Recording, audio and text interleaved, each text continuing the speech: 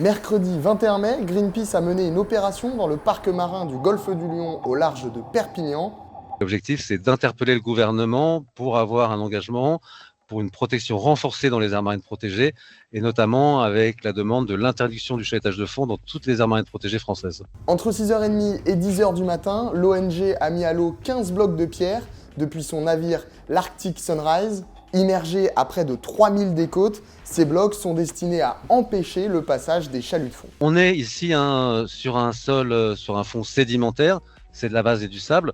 Donc on n'est évidemment pas sur des écosystèmes vulnérables qui pourraient être détruits. Le but, c'est justement de prévenir une activité de chalutage de fond qui est destructrice pour l'habitat et la ressource. C'est une action brutale, illégale, mais évidemment dangereuse. L'organisation de producteurs Satoan, qui regroupe près de 90 navires de pêche sur l'ensemble de la façade méditerranéenne, condamne l'action de l'ONG. Il y a tout un tas de métiers qui pêchent dans ce secteur-là. Il y a des gens qui pêchent à la drague, il y a des filayeurs, il y a des pots à poulpe, il y a des casiers.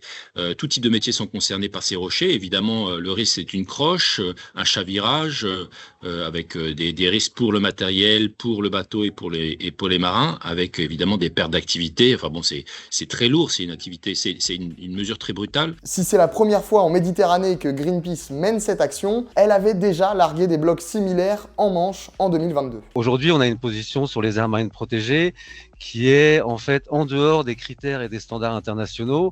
Par exemple, la Commission européenne recommande l'interdiction du chalutage de fond et la France ne suit pas ces recommandations-là.